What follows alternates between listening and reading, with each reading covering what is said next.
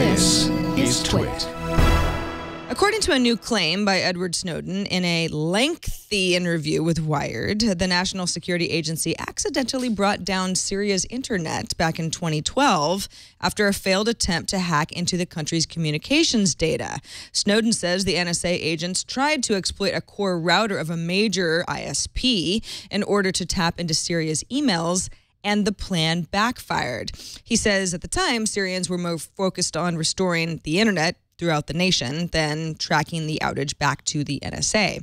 Syrian President Bashar al-Assad's government has occasionally turned off internet services in specific areas before launching an attack, according to the Washington Post. So it's not entirely clear which blackout Snowden is referencing. The NSA did not immediately respond to a request for comment regarding his potential involvement. Oh, but that's not all. Edward Snowden also says the NSA is developing a cyber defense system that would instantly and autonomously neutralize foreign cyber attacks against the U.S. and could also be used to launch retaliatory strikes.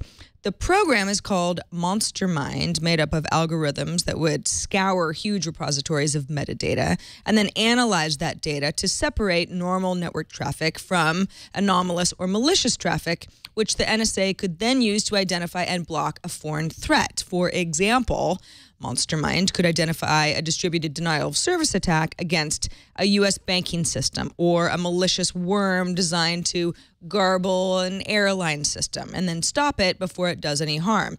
However, some issues with this, Snowden says that spotting these malicious attacks this way would require the NSA to collect and analyze all network traffic flows in order to design an algorithm that could distinguish normal traffic from malicious traffic.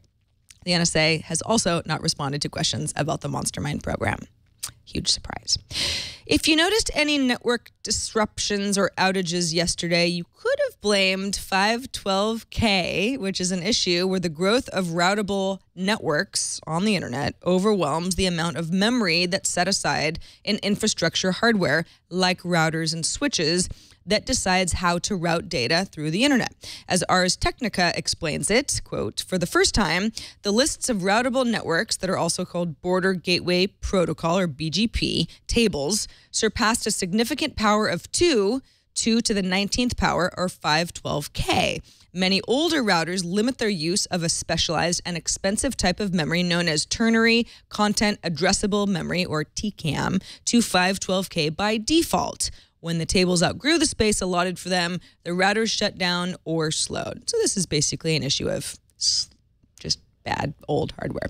Hosting provider Liquid Web pointed to the 512K issue via a tweet that read, "As ISPs have recovered from #512K active BGP routes being reached, many of our customers affected by these carrier issues have regained the ability to reach their sites." Yes. Password service LastPass said it possibly blamed 512K, at least in part, for some interruptions in its service. Other outages were reported by eBay, Comcast, and Time Warner.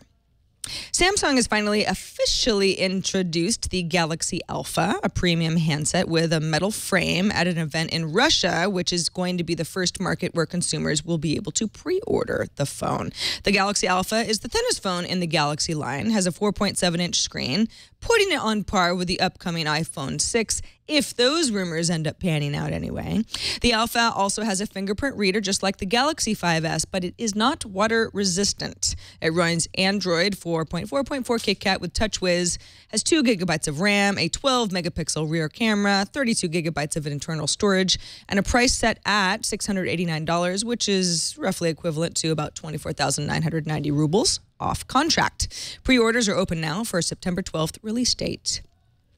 Spotify has partnered with Bandpage in an effort to give fans new purchasing experiences beyond the norm of T-shirts and stickers and vinyl records, such as exclusive online concert options. So, for example, you could pre-order an album and get access to the iHeartRadio concert video stream where the artist is performing songs from his or her new album for the first time.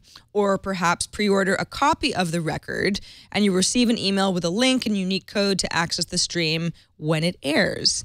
Jay Sider, who's the founder and CEO for Bandpage, tells CNET that over 1,000 of these types of experiences are now available for purchase via Spotify.